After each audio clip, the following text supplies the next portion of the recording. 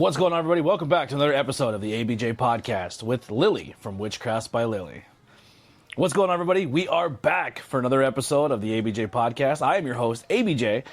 Thank you guys so much for tuning in. We still we're grinding through this year of 2025. Tons and tons of great guests, but this is our first episode of 2025 where it's on location, and you're like, boy, this looks familiar. It doesn't look like it's on location, but it is. It's in the ABJ compound, I guess we'll call it. Yeah, I don't know exactly what to call it, but yeah. So I'm here with my guests. We're recording in per person, so obviously you know that Lily lives with me, so that's kind of the cat's out of the bag on that one. I guess if that's a secret, I don't know. It wasn't supposed to be. If you thought it was, I don't know. But before we get started into today's interview, I want to do a huge thank you to our sponsors, Ruta Entertainment. If you're like me and you're a fat piece of crap who cannot wrestle because your body's broken down, you can become a champion yourself. Just hit up Ruta Entertainment for your custom championship belt needs. You can get one just like mine, the TWF Intercontinental YouTube Championship, because I am the work rate champion when it comes to this content space. If you can dream it, Ruta can make it. So make sure you guys hit him up. He can pretty much do anything that you can fathom, whether it's television championships, custom championships, and everything in between for your company, for your personal, or for your fantasy football team, wedding gifts, anything. These are amazing items. You can get that zinc, which is super heavy. Very, very hard. Or you can get those brass titles, which are a lot better for kids and toys, and a lot more cost effective. So hit up Ruta Entertainment for all your championship needs. Also, the High Tension Wrestling Network, where this episode also will air and be a part of, so make sure you guys check them out. Always great content. You might hear me on some commentary or helping producing some of those shows with ring announcing or whatever it may be. So go support High Tension Wrestling and follow their page. They are close to their monetization goals, so go over and throw a playlist on and watch it for a couple hours and check out their content. But without further ado, more can shaking. Links below to follow myself and my guest. You can follow us on all social media. We do have merch pages that you can support. Right now would be very, very helpful. Throw some cash our way when it comes to merch or buying things, whether it's t-shirts or your custom-made WITCHCRAFTS by Lily merchandise. So, without further ado, let me introduce my guest today, Lily from WITCHCRAFTS by Lily. How you doing? Long awaited, but I'm good. I'm good. Yeah. Okay. So you've been begging for this for like 2 years, but it's forever. It's been a long time. Maybe not 2 years. For this, anyway. Yeah. So you are here to talk about some of your crafts and things you do, and I don't know, anything in between that you want to bring up and talk about. So introduce yourself and tell people what you do. So I'm Lily. I'm a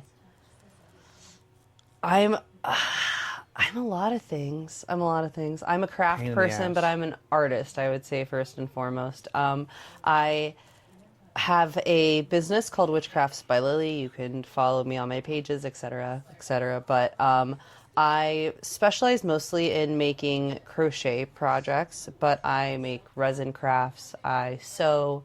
I think that I am leaning more towards making clothing more than anything else. But if there's a craft that you want made, chances are I can probably get something together that you would like. Awesome. So when did you fall in love with doing the craft industry? So I would say I've always been kind of a crafty person. As a kid, I didn't really have a lot of outside experiences. I was very in home all the time. I was very closeted. What's another, I was a hobbit. Sheltered, thank you. You were in a cult. I basically was in a cult. It was called Catholicism. Anyway, but I didn't get to watch TV a lot, so I read a lot of books, and if it was something that was educational, my mom was always about it. So I did a lot of hobbies that were I was always into math and science, and I know you're thinking math and science, what does this have to do with crafting? If you know anything about crocheting, it's all about math. But between increasing and decreasing and trying to make things three-dimensional. But as far as crafting goes, everything started as a science project for me. My mom, I loved doing science projects, and I loved cooking and baking and stuff like that, but I was always watching the Home and Garden Network was like my 1 hour of TV per week. Like that was what I wanted to watch. I wanted to watch people take like those design shows. Like what was the one with that guy where they would do the bus driver move that bus? I have no idea. idea. What I'm talking about? No. Extreme Makeover Home Edition, something Sure. like that. Something like I've that. never watched that channel. Yeah. Ty Pennington. You're speaking Hebrew. Somebody knows. Anyway, I was watching pro but wrestling. it was like I'm sure you were. You were doing something much more interesting. But I've always found interest in watching people take like nothing. I had nothing, and just making like an entire world out of it. So like I've just kind of always had like a fantasy world, I guess, kind of connected with my art, because I always wanted to live not in reality, and within that I've kind of just taken steps. Like everyone's like crocheting. That's such a grandma thing to do. My grandma taught me how to crochet, and that's definitely an inspiration for my crafting. But I don't make things, I don't think, that are grandmotherly. I try to make things that are still modern and don't let, like I still try to have that childlike imagination. Yeah. So what type of kid were you growing up? Well, were you sports? Were you crafty? What were you like? You know, I mean, what group of? If you were in the Breakfast Club, who were you most relating to? Just where's the pixie sticks for my Alice, sandwich? you're Alice. Yeah. No.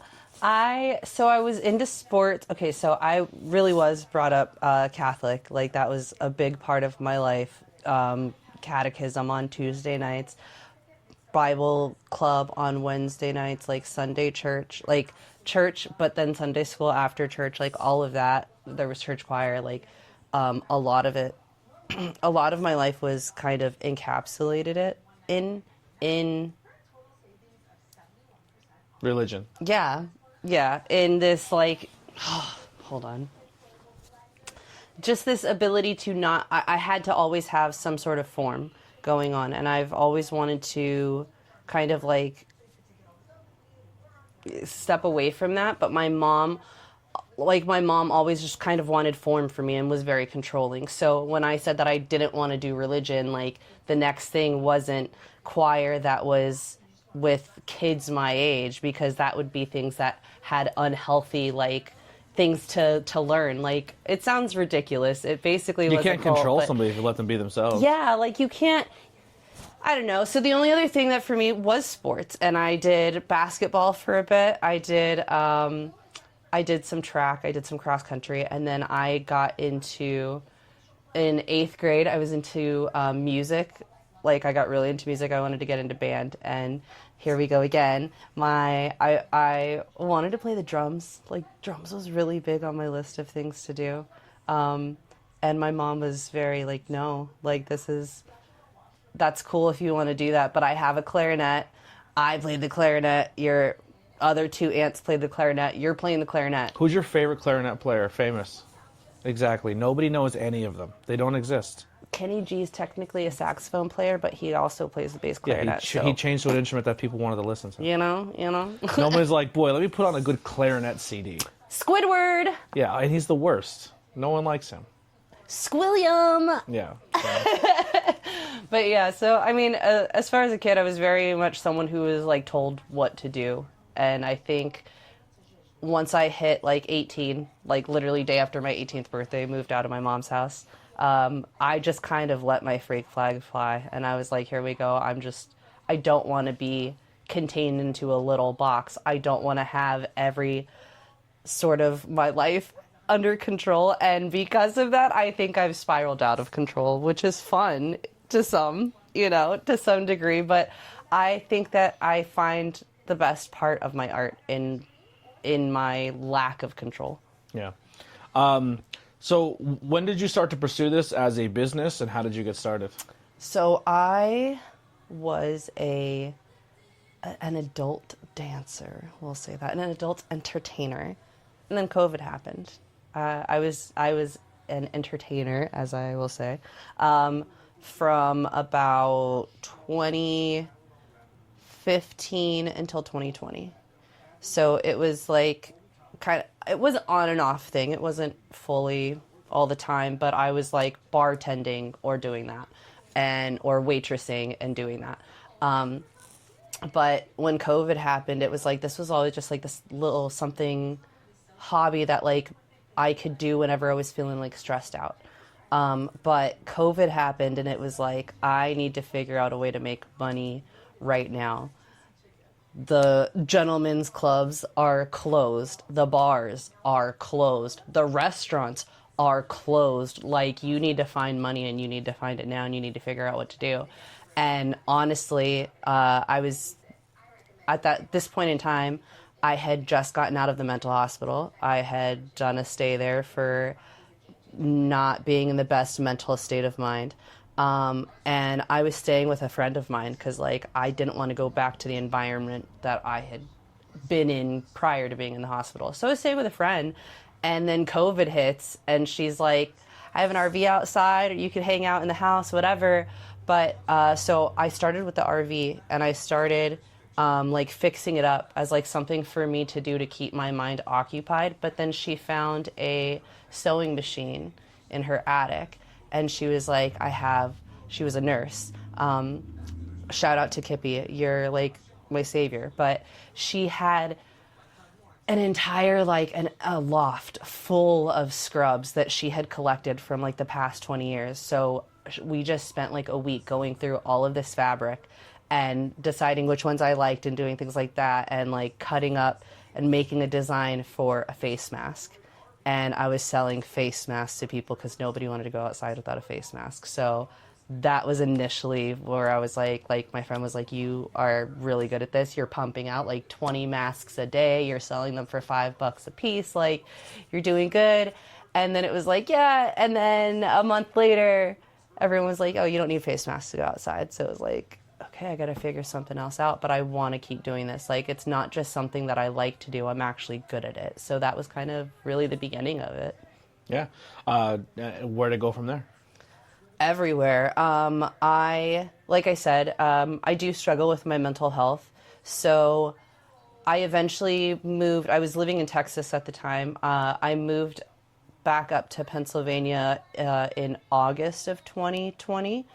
And I was staying with my best friend, Sarah, and I actually taught her to crochet a few years prior to all of this.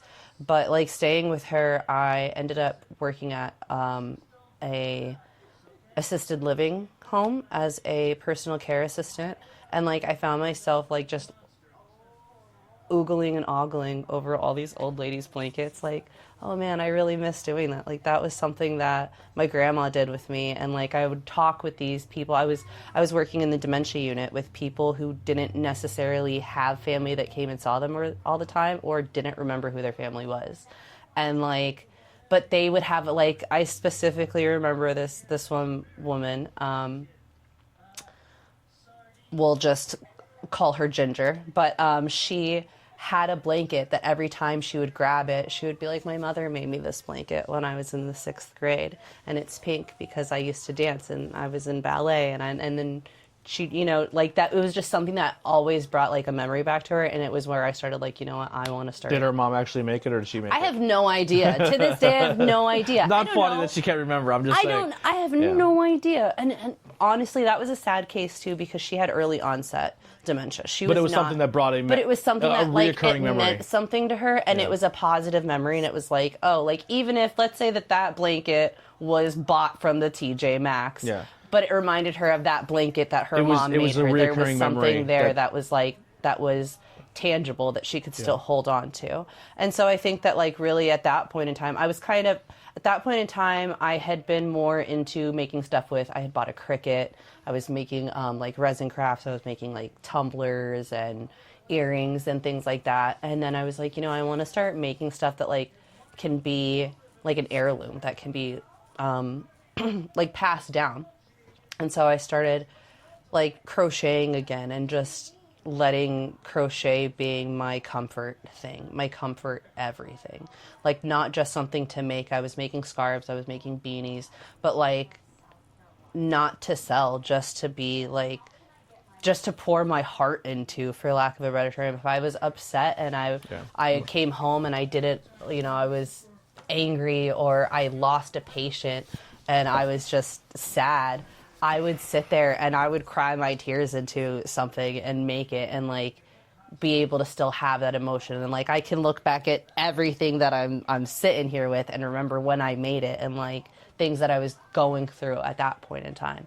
So it's kind of always just stuck with me. So I mean, to say where has it gone? It's gone a lot of places. So like I said, I did start with like my grandmother taught me, I don't know if I said this, my grandmother taught me how to crochet when I was 13. So I've now been crocheting for 20 years this past Christmas. I didn't know like the ins and outs. I knew a simple chain stitch and a single crochet just forward and backward. I knew how to make a scarf. I could make a square or a rectangle. That was it, you know, like nothing fancy. But now I'm making like three-dimensional cool things. I make clothes. So we started dating everywhere. And then you came into this household and boy, you walked into the treasure trove of crochet family. Because everybody in my family, for the most part, honestly. crochets. I don't crochet, but now my brother's crocheting, his wife is crocheting, my mother crochets, my grandmother is the queen of crochet. Like, you are in... I've actually inherited projects that began from someone else in your family who's passed away that I'm going to be finishing as a crochet project, which is kind of cool. Yeah. So, like, you came in and just walked into, like, rooms full of yarn that have been here for 30, 40 years. There were rooms full of yarn. Yeah, now it's all around me. Things, yeah. So what were the beginning stages of finding yourself in making your crafts? So I think for a long time, to be honest, I'll say that I've only recently found myself in making my crafts. I feel like I've always, even up until like yesterday, I always find myself making things for other people.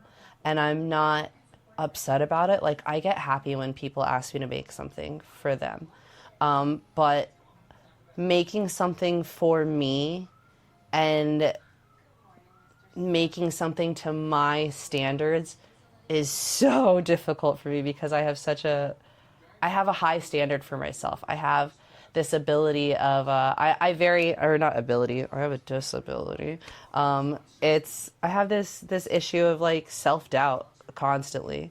So I never feel like anything that I make is good enough. She takes up projects more than she finishes them. Oh, so much. Or I'll get, 90% finished with it and go, I didn't like the last 60% of it. Let me start that over. Let me take it all apart or put it away for 3 months. But to say that, like, where am I finding myself in my crafts or how have I found myself in my crafts? I think that the more and more I look at things, like I started out, for instance, hi Ziggy. I started out, for instance, knowing that we were going to WrestleMania last year. And I wanted to WrestleMania. We were going to Philly, Philadelphia, where WrestleMania was going to be, and Correct. we were partaking in WrestleMania activities. But unfortunately, we did not have the funds to go to WrestleMania. Saying going to WrestleMania, I stand corrected. As a wrestling fan, we did not go to WrestleMania. God, I wish, but no. Anyway, I knew that I wanted to wear outfits that I made.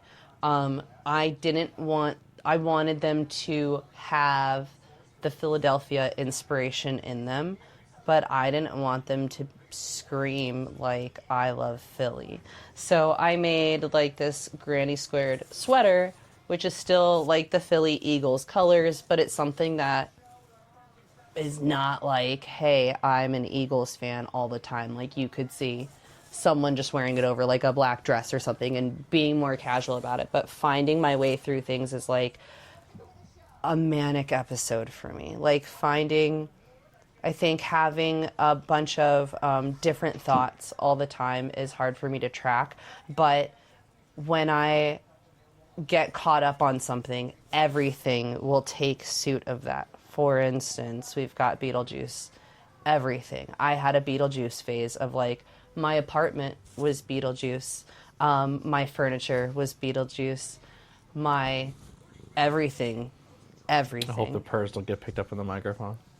He's super cuddly right now. Yeah. He's all about it. He's loving it. But like because of this, like I've made a Beetlejuice purse. I've made a Beetlejuice jacket. I've made Beetlejuice like top and shorts and another sweater, sandworm. You've also taken items that you didn't make, like a pair of Doc Martens, and turned them into other crafts. Right, like you've taken... not repurposed them, but like kind of restyled them and remade them my own and painted them and added embellishments to them. Yeah. And yeah, that's kind of how I think I add my style, is when I get attached to something in life, whether it's a new TV show. I got obsessed with Bob's Burgers for like 6 months last year, and I'm going to finish that today. I think I'm going to make it a goal for me to finish this before he's done editing this video.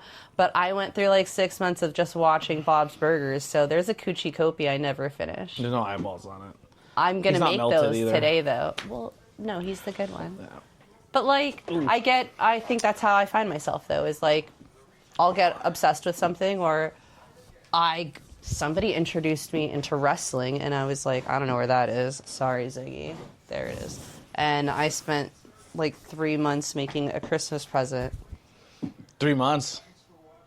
It took like 3 months. Oh, I started like 2 weeks before Christmas and ended like in February. So we talked about this a few times. So MJF is a wrestler who uses Burberry stuff, and he wears Burberry scarves, and she made me a custom Burberry scarf MJF mock-up. But then I lined it with flannel, and then lined nice it up. and cozy. Stop biting me! You're stuck in my arm. You still haven't put your thing on it, your stamp, your Witchcrafts by Lily. I did. Huh? I did. Where? Look at the bottom. Right? No, inside. Oh, yeah, that. But usually you do like a bigger one. I do. I didn't want to do it like. Anyway. You've also made vests for me when it comes to when I joined the Wild LLC. You made me a vest of a bunch of different pairs of jeans you cut up. You've made me a vest for Pride. You were my very first. Here it is. My very first entrance gear. Yeah, person to have entrance gear. My big entrance coat, royal coat, I guess we could say. Look at that. Look at King that of the 570. The Beetlejuice jacket she's wearing, I wore to ring already. The Nightmare on Elm Street jacket, I've worn to the ring already. We've got the Taylor Swift jacket dress back here. Yeah. But then I also like make things like pillows and blankets. Gengar was the first plushie. Oh. And the Muse where did right I there. Put it? So many things. Meal made from juicy couture. But look at that. Yeah, he got them hammy thighs. You made a plankton with a huge butt. A big booty plankton I did for my friend Abigail. I make and that's the thing, is that I think that everyone's like, oh, she probably has this style, and I'm not saying that there is absolutely anything wrong with having one specific style. I just don't think that I can be, like I said, I don't think I can be boxed in. So like you'll see Etsy shops where everything is just one aesthetic, so to speak. And I can't say that I'm just that. I can't say that I'm just shirts, or I'm just plushies, or I'm just,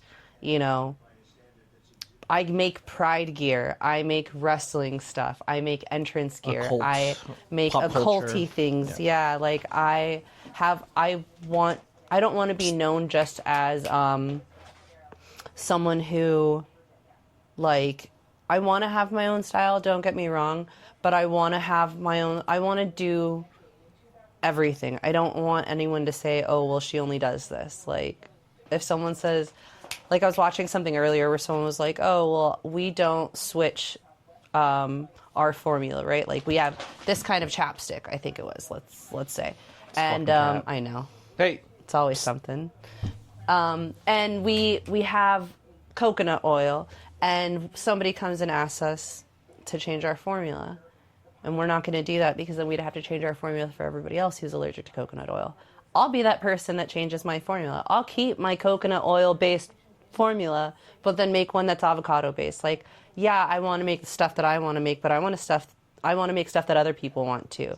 Like, for instance, a first wrestler to wear my entrance gear is not something that I would wear. Like, you saw, Dio Bando came up to me and was like, I see this jacket that you're wearing. It was a purple and black Judgment Day inspired sweater I had made. Which you gifted to somebody? Yeah.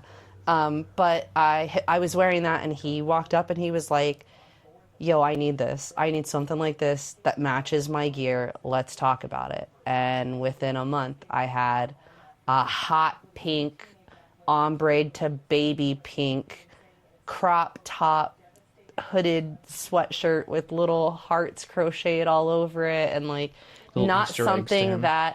that is very me at all. But it is something that you could say, oh, hey, that's definitely Lily's design. Like, that's something Lily made. You know what I mean? What are some setbacks and adversities you've overcome? Ooh, I think a lot of my setbacks have been self-inflicted. I think that I take things... I don't want to make this a podcast necessarily about mental disorder or about my mental disorder, but I do want to advocate for it a little bit. I think that with being diagnosed borderline personality disorder, rejection is really, really hard for me. Like, I take something that can be so minimal that anybody else could just blow off, and I'm like, that's the end of the world for me.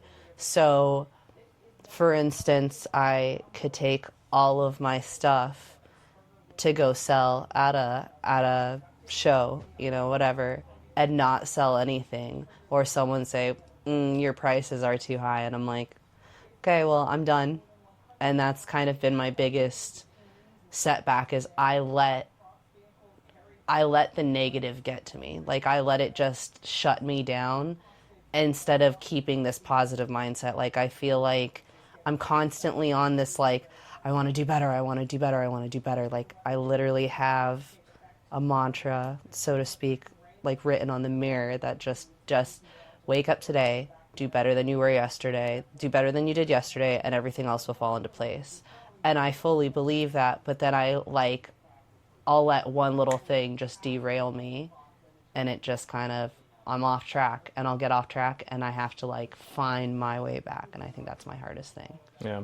What are some key moments or accomplishments you have done so far, or moments that really stand out to you when it comes to your crafts? So, big things for me are, like, when people ask me to make them something. Like, and it might be, like, Dio. The first time he made his entrance wearing my outfit, he was still heel. He was still a heel character, but I was screaming my lungs out. I was so hyped in that moment. So that was like a huge accomplishment I wore for me. something first, but I'm getting I didn't there. Get there. I'm getting there. I didn't get a scream. I'm joking. Go ahead. Why didn't he get a scream? Ask him. You were working. Because I was holding the camera. You want me to blind? Do you want me to deafen the people? Yeah.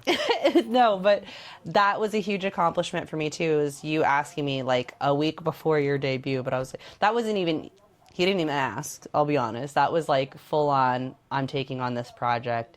You're getting your own entrance. You gotta look cool. Yeah, commentary doesn't get a lot of entrances, so the fact that I had one was kind of cool. I was like, all right, we gotta make something huge. We gotta make something big. But that was a big accomplishment for me in and of itself, just because I'm gonna make you put this on for a second. This I got done in 6 days, but it is heavy. This is like it's like at least a 5-pound jacket. Like, it's a coat. It's a king's coat. I'd have you to know move what I mean? cameras and tripods, but It's a king's mantle. It's got the 570 on the one side and the crown, and on the other side it's got ABJ. Yeah. It's black one sleeve, gold the other, flipped on this, and then on the back it's like a Mixture, like a mixture, heather. yeah. Like a heather. There is other aspects to this that we may add in the future, like this may get changed To a full hood. maybe a hood, maybe there's gonna be something on the back. I still like the big collar though. I like the collar too, but it's awesome. It's a great jacket because some wrestling shows are very cold. There's not temperature regulation in a lot of wrestling shows, so there's a lot of times where this jacket has been, during the show when Lily's cold, like I get off commentary and then she's wearing it around the venue because it's like a blanket. On the way home from shows, she's always super cold, so this blanket, this has become like, it stays in the trunk and it's almost like a jacket blanket because it is very, very thick. Not a good summertime jacket. It's something I would wear out and then immediately like put on the back of the chair. Yeah. But it's awesome. I love it so much. Black and gold is definitely my color. I did add burgundy for season 3, but that is so I guess we're gonna have to add some embellishments. yeah.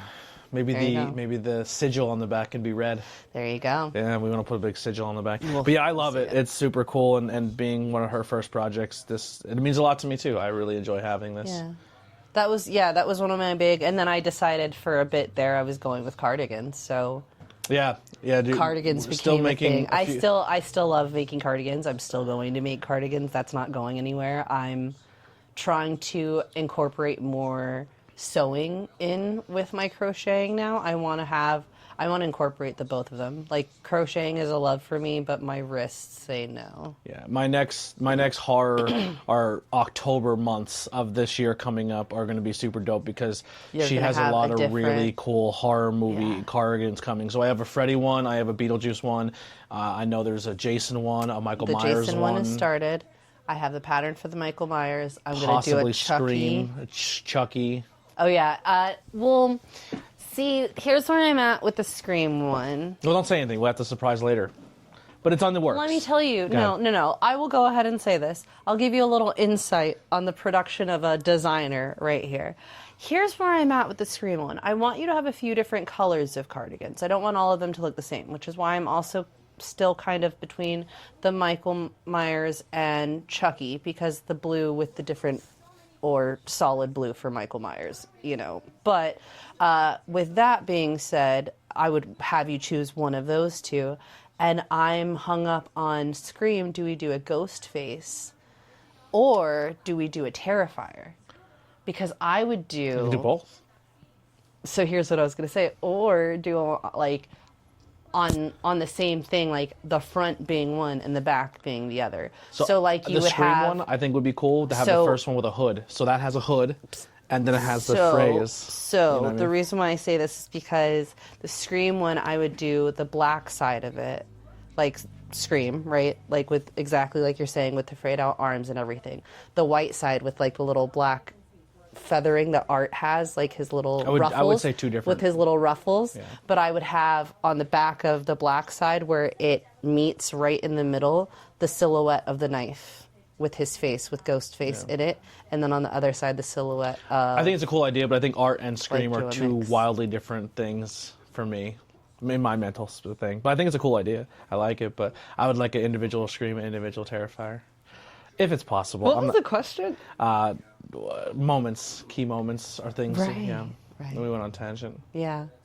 Okay, so those are big key moments for me. But another big key moment for me is when we went to PPW. Was it? I think it was November of last year, of 2024. And we took my kids, and my kids had a couple of my sweaters just for having my sweaters, just because, right? But that was their first time seeing Dio, and Dio was wearing the sweater that I had made him, and they were like, "Can we get a picture with Dio? Can we get a picture with Dio?" And they got a picture with him, and then literally Katie was like, "Can he get his sweater though? Where's his jacket? Because I wanted to wear." So I got a picture that. To me was an accomplishment, because it wasn't just, I don't know, it was my kids kind of acknowledging it. Yeah.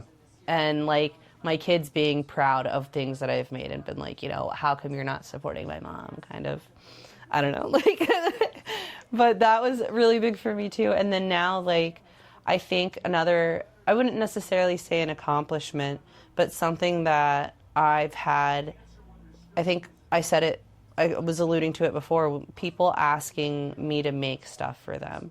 So I've made stuff for some people that haven't been worn, and I'm not, I don't mean that with any ill intent. I understand that everything I make is not wearable in ring or out of ring, or with the outfits, or with where character changes go and things like that. But it's always an accomplishment to me to have somebody ask me to do something for them. So I feel like it's an accomplishment for me that I now have not yet accomplished, but I'm being asked to make more ring gear that's being pushed more with my sewing. Yeah.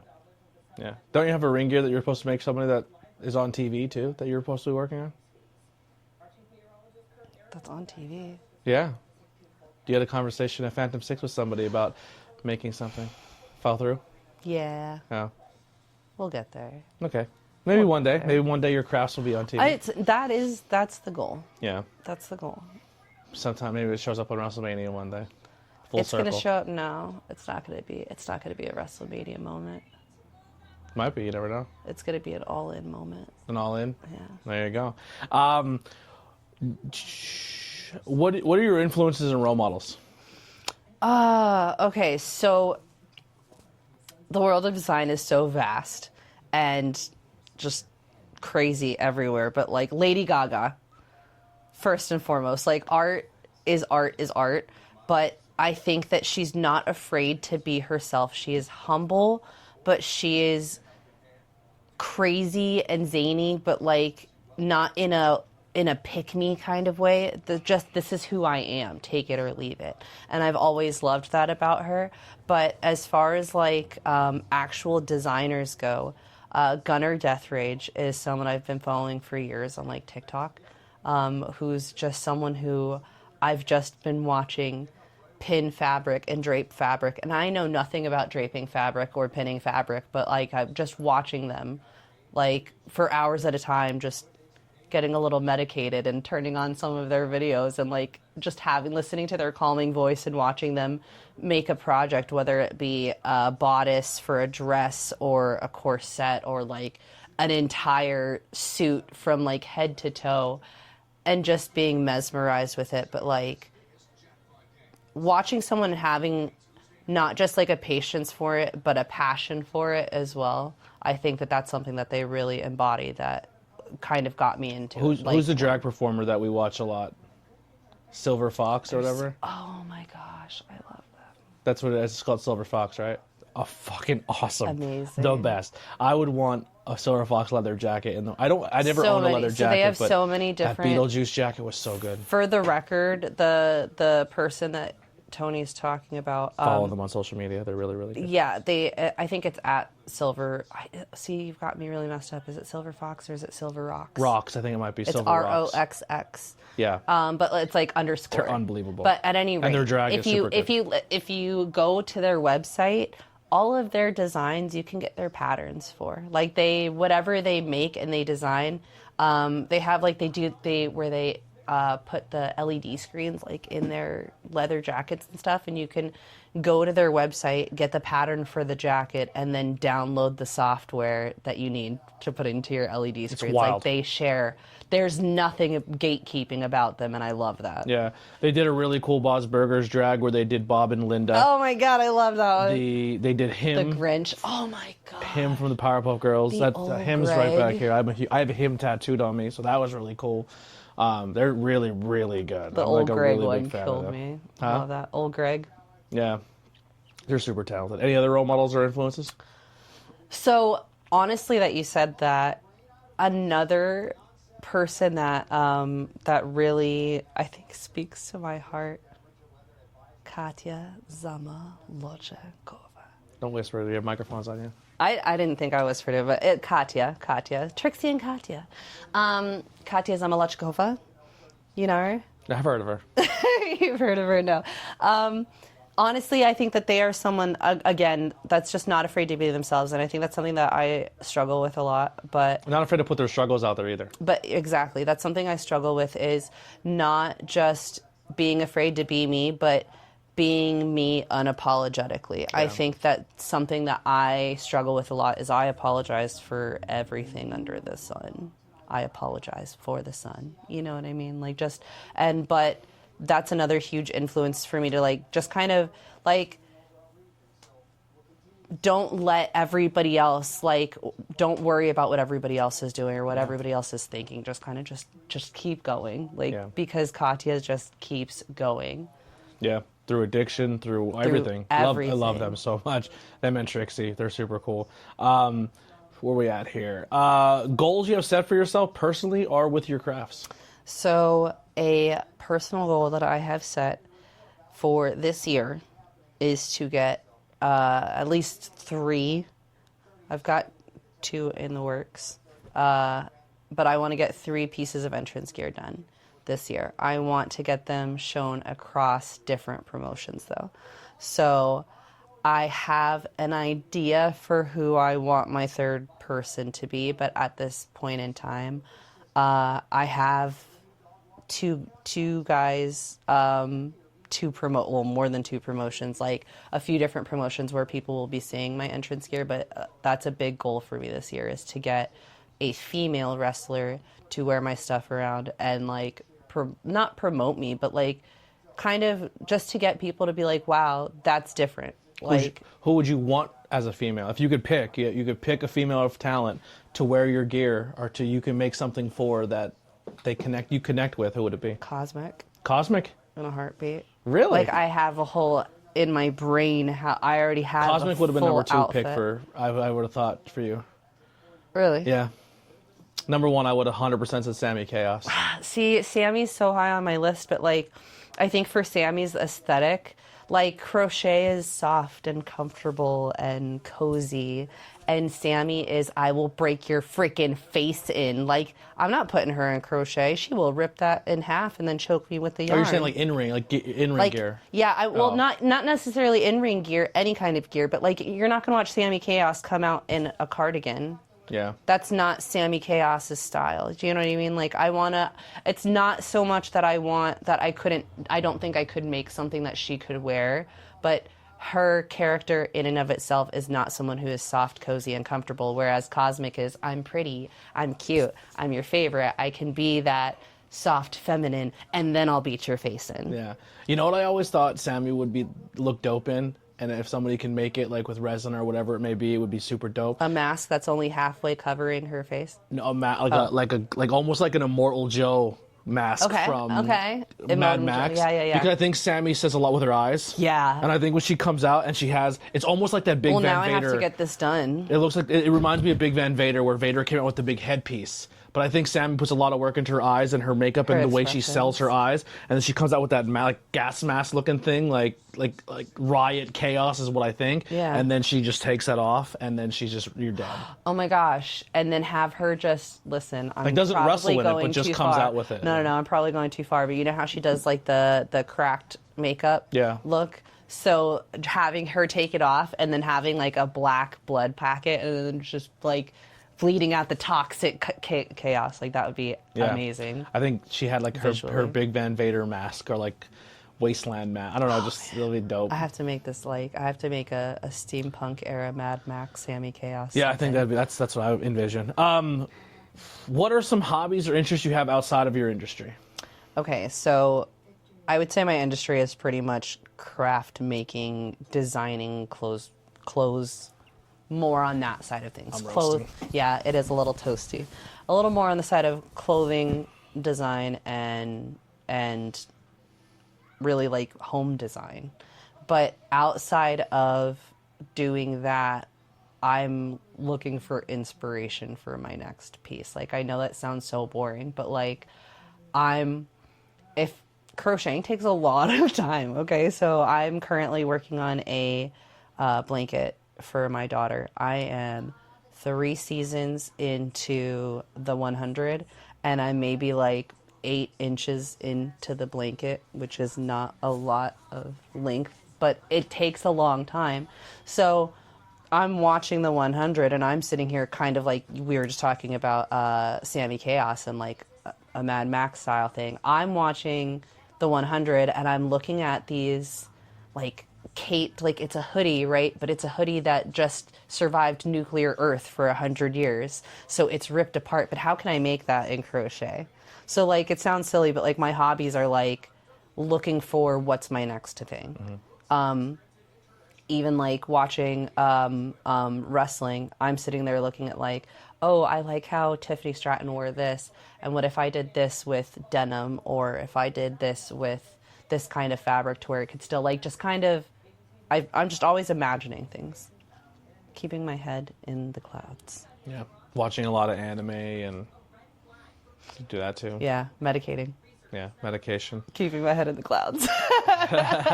So what are some encouragements you would have for a beginner? Okay, so this is what I said to I don't know that I necessarily said it to your cousin, but I have said it to my daughter. My daughter started learning how to crochet a few years ago. Both of my daughters got crochet kits for Christmas and then brought them here. And I was like, I'll help you with them. My daughter, who knows how to crochet, is like, does it, needs patience, but like still wants to learn how to do it. My other daughter is like, it's fun, but like whatever. If you don't want to do it, don't do it. If you have no interest in doing it, don't do it. Elena's into, I think Elena would be a good crocheter, but Katie likes texture. So like when Katie's playing with something or crafting something, it has to be goopy, it has to be slimy, it has to be disgusting. Not disgusting, but like there has to be like she likes pottery. I think the wetness of the pottery and kind of getting dirty is more Katie's thing, where Elena's like, she could do that as well, but Elena can, so I see Elena being the sewer, crocheter, and Katie's more just like, give me paint, I want to like make a mess. Like my art is my mess almost, if that makes sense. Yeah. So what I was telling Elena was like, I know that it's going to take time. Like Katie was very much didn't want to do it. Hey mom, can you do this for me? She made? They're in the other room. Oh. There's so much crochet projects everywhere here. Beginners, sorry. Thank you. So I had told Katie, like, if you don't want to do it in the first place, don't do it. I'll just do it for you. Like, it's not a big deal. It's not going to hurt my feelings. I'll do it for you. And Elena was still like, I want to do it. I want you to help me with it, but I want to do it. And there was like, at the end of night one, she was like, all right, I'm calling it quits, you know? And I'm like, okay. So next morning I'm asking her, you want to do it? And she's like, you know, and I'm like, do you want me to do it for you? I can finish it for you, but it's going to look different. And I think that that's like the biggest thing is like, just if you sit there and I feel like this is so like all around question, but I've had so many people that I've tried to teach crochet where they've been like, okay, well, I'll do the foundation chain, or can you just do the first row, because the first row is the hardest, and then I'll do everything after that. Absolutely, I'll do it for you, but it's gonna look messed up. Well, why? You've been crocheting for 20 years. Oh yeah, no, my row is gonna look great, but the fact that it's not a part of what you're learning, or it's not a part of what you're doing. It's not your tension. It's not how you hold the hook. It's not going to look the same. Because you hold the hook different than with Graham, different than my mom. Your mom looks at me like I'm nuts. She tells me that I crochet like I knit, like someone should knit. And everybody always looks at me like weird. But I crochet how my grandmother taught me how to crochet. Yeah. That's how my grandma learned how to crochet. But yeah, I think that's like something I would say that was like something I said to your cousin as well. I started teaching her how to crochet, and she would get so far and she'd be like, can you just finish this row for me? Well, sure. And then she would do another 2-3 rows, and then she'd be like, hey Lily, can you just do the next 5 rows for me? Sure. And then by the time we got 10 rows along, well, how come this side's skinnier over here and this side's tighter over here? Because you crochet really loose and I crochet really tight. And it's okay to ask for help, but like you got to realize that crochet is something that takes a lot of time, a lot of patience, and math. Even if math isn't your friend, get a pencil and paper and tally up and get a stitch counter, and don't let people talk to you. Period. Here's me crocheting, and Anthony comes in, and he starts talking. Go ahead, start.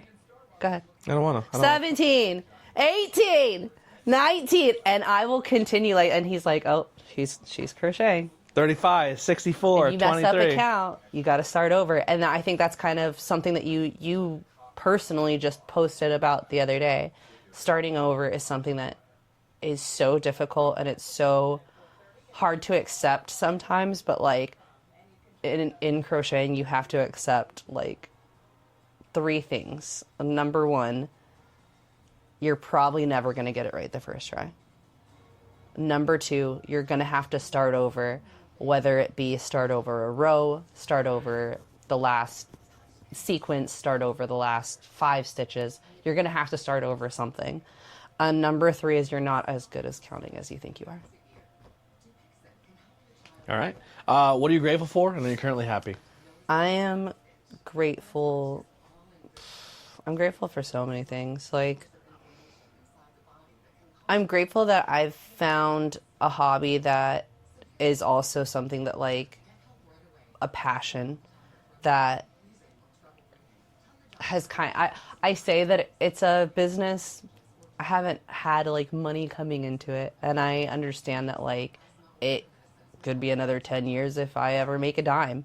I'm okay with that, but I think that, like, I'm really grateful that I've had the opportunity to have some of my stuff seen and appreciated, or have people, like, actually ask for things, or, you know, compliment things that I've made for other people, or I'm so grateful. Like, it sounds ridiculous, but, like, you came out wearing this the weekend that Beetlejuice 2 came out. I had gotten this finished, and you wore it to the convention, and, like, 17 people stopped to be like, yo, that sweater's awesome. That's a great, you know, cardigan. Like, that's an awesome jacket. Like, I was lighting up because of how much, like, my art was seen. My Pride got a lot of love too. My Pride Your jacket, Pride vest, yeah. Like, and I think that those things are, like, things that I'm really grateful. But I think that another thing that I'm super grateful for is that I do have, like, I don't know if I have people that it might not be for them. You know what I mean? But I have people who will sit there and still support my art. Yeah. That will sit, you know, they might not order anything, but they'll be like, wow, like, I'll post something, or I'll make something, and they're heart reacting it, and they're sharing it, and they're loving it, and they're telling other people about it, or, like, that warms my heart every time it happens. Yeah. Where can people find and support you? Everywhere. On Facebook, it's Witchcrafts by Lily. On Instagram, Witchcrafts by Lily. On TikTok, Witchcrafts by Lily 13, I think. Twitter. X. Oh.